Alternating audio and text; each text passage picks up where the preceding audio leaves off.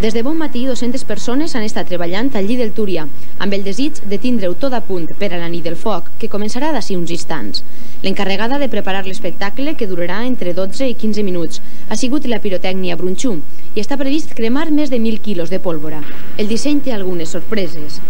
Esperem que resulte, això ho dirà la Txec quan s'acabe, i de moment no puc dir res més. El castell tindrà 14 seqüències que es dispararan elèctricament. Així s'augmenta la velocitat i la seguretat de l'espectacle.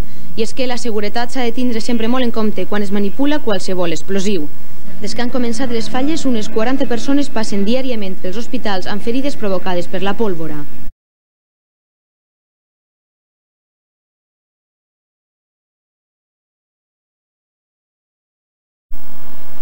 D'ací a poques hores, estos 1.200 quilograms de material pirotècnic es prendran foc per aconseguir un dels elements de llum, so i color més vell que aconseguís fer l'home, un castell de focs d'artifici. Els homes que veuen en les imatges treballen perquè el castell d'esta nit, un dels més esperats, isca com cal.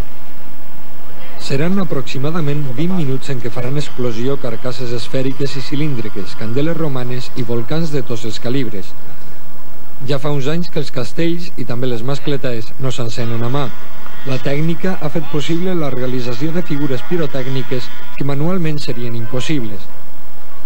Però per obtindre estos efectes en un castell com el d'esta nit s'han de tirar més de 6.000 metres de cable.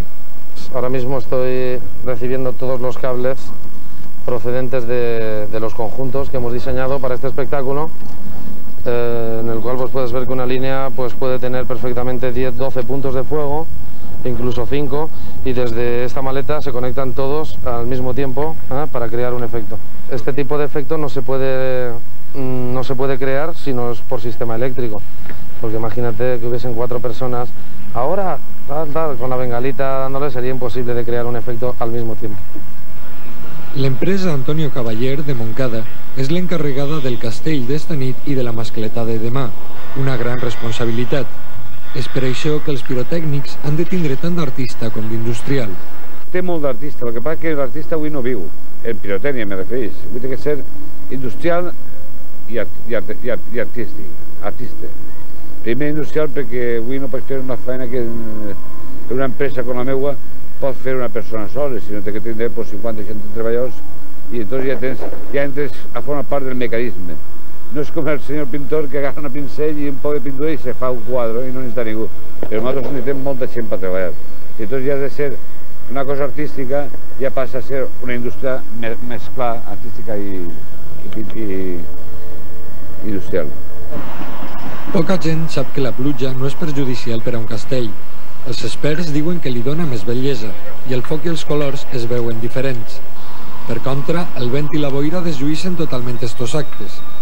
Esperem que esta nit no es doni cap d'estos fenòmens meteorològics i puguem disfrutar d'un gran castell.